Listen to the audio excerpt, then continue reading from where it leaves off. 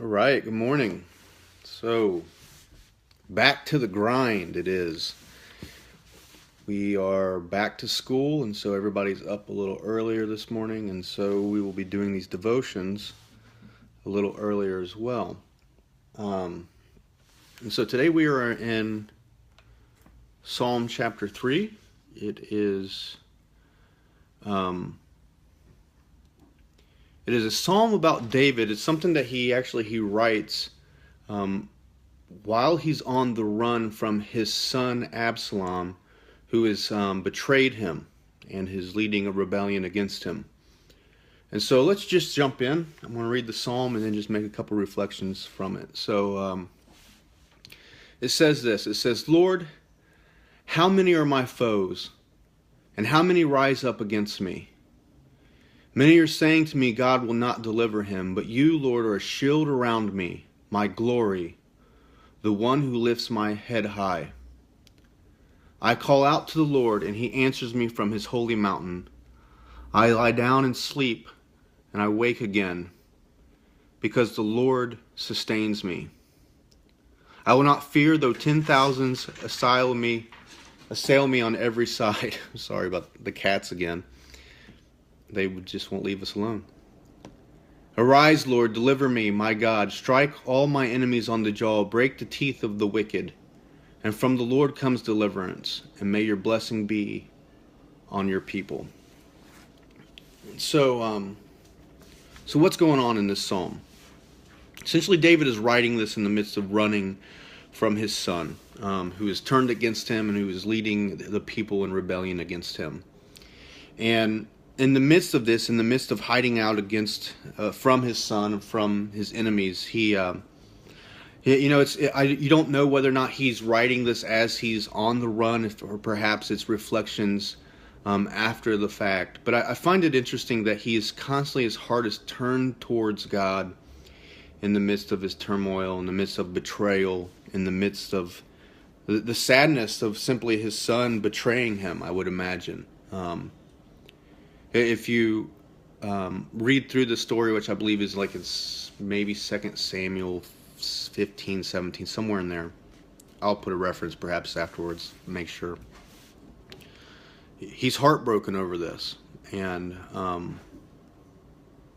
there are a couple things that jump out to me from this passage, especially I think for us to perhaps reflect on when it comes to us dealing with the hardships of our lives. The first thing that he says is that God is a shield around him. And the picture of that is simply that God surrounds us with his protection. One way that you can translate this is that God takes us into himself in some sense, which doesn't make a lot of sense from an Old Testament perspective, but from a New Testament perspective, it points to exactly what Jesus does for us. He takes our sin upon him. He takes our life within him, and he protects us from that place. And so David says that God is like a shield around him and his glory. Second thing he says is that he's a lifter of his head. I don't know about you, but for myself, when I go through hard things, especially for something like this, like a betrayal, it could just lead you into a depression very quickly. And what David says here is that God is the one who sustains him. God's the one who actually lifts his head, brings him from that place of depression. The third thing he says is that he calls out. I call out to the Lord, and he answers me from his holy mountain. And I think what that simply points out to is that God is a listener. That we can have a conversation, we can have relationship. He hears our cry, he hears our call. I've noticed with my own kids, sometimes as a father or as a parent, you just want to fix your kids' problems, but sometimes your kids don't want you to fix their problems. Sometimes they just want you to listen to what they're struggling with. They just want to confess it. They want to just let it out. And there's something healing about just letting the junk out and confessing, sharing, getting it out. And that God is there to just listen to us, to hear us in those things. The third thing that, or the fourth thing that he says is that I lie down and sleep and I wake again because the Lord sustains me. And what made me think, that just made me simply think that God is a comforter, that once again, when we go through really, really hard times, sometimes it's hard to get rest. Sometimes it's impossible to get rest. And that the Lord comes and He gives us the comfort so that we can get just the physical rest, the emotional rest that we need in the midst of struggle. And then the last thing that he says, or not the last thing, but the last thing that jumped out at me is that and it's kind of rough at first. It says, "The Lord deliver me, my God. Strike all my enemies on the jaw and break the teeth of the wicked." Now, what is that about? What does that mean? There's another place where this is used. It's actually used several times, but there's another place in Psalm 58 where David says, "Break the teeth of the wicked, pull out the fangs of the lion." So David is using a metaphor here that his enemies are like lions that desire to devour him. And that if the Lord could simply just pull their teeth, break their teeth, then they wouldn't have the ability to bring harm.